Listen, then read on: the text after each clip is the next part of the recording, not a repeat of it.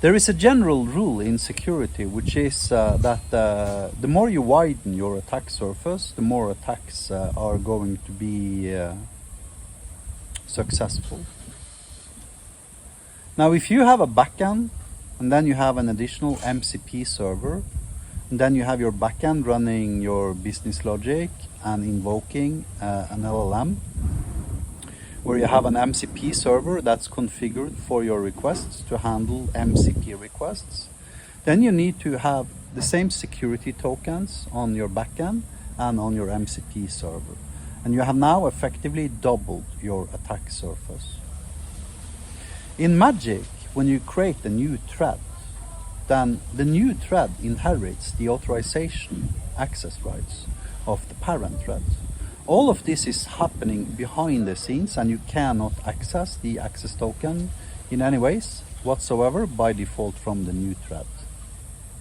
So what this means is that I can create a new thread that executes within the same security context as the parent thread. This is important to understand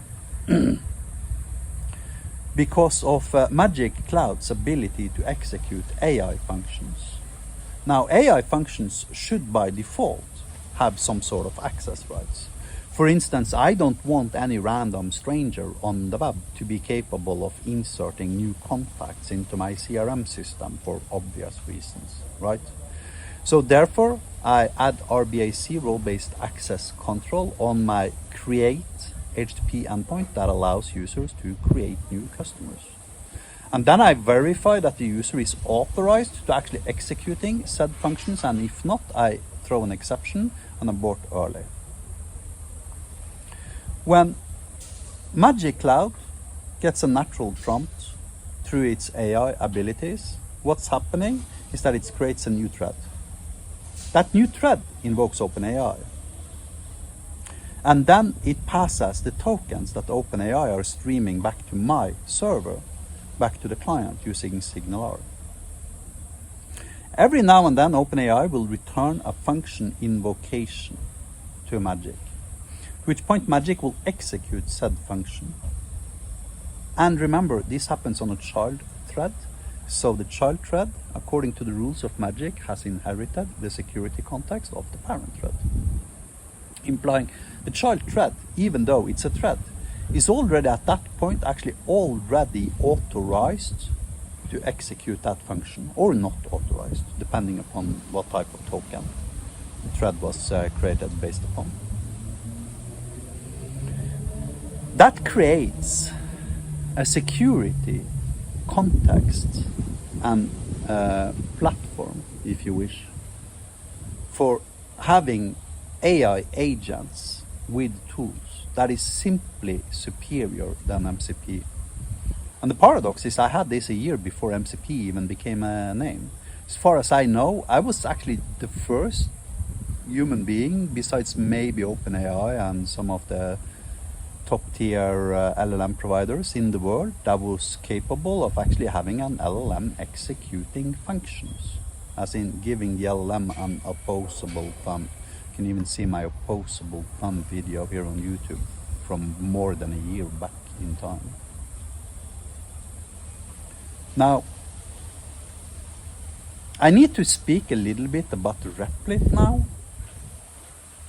because they did everything wrong that could be done wrong. And they did absolutely every single wrong in the book. And I haven't studied Replit, but a user under normal use being able to delete a production database. Now, we have that capability in Ainiro. If you want to, you can install tools onto your Magic Cloud cloudlet that allows you to delete databases. But the difference is who clicks the button. With Replit, it was the LLM given autonomy in regards to when that button should be clicked. And the button says delete all databases, right? In Magic, that responsibility is given to the user, and only the user can click that button, figuratively speaking.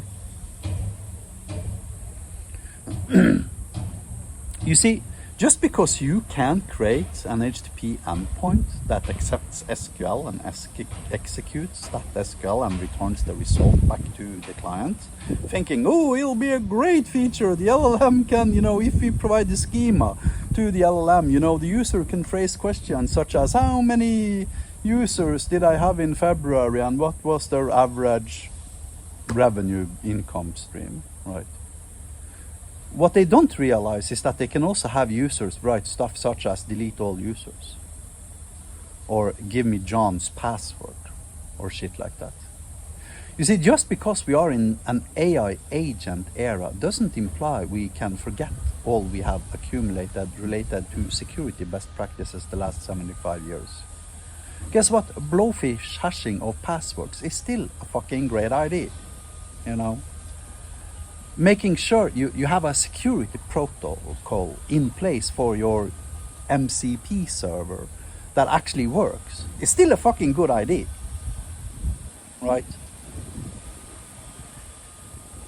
Now, with all the hype surrounding AI, my guess is that Replit went a little bit overboard and they basically had two endpoints in their MCP server. One, create and save Python code, right? The second one was create and execute SQL. Cool, you've now got all the capabilities in the world. Great. An analogy for what you've done is basically to have a freeway with 8 fields in each direction where a million cars are passing every minute, for them to tell your 5-year-old child it will get free ice cream if it can cross the road. It's a feature, right? Everybody, of course, immediately understands why that is a bad idea, and most people at that point in time would probably suggest putting up fences around the freeway, right?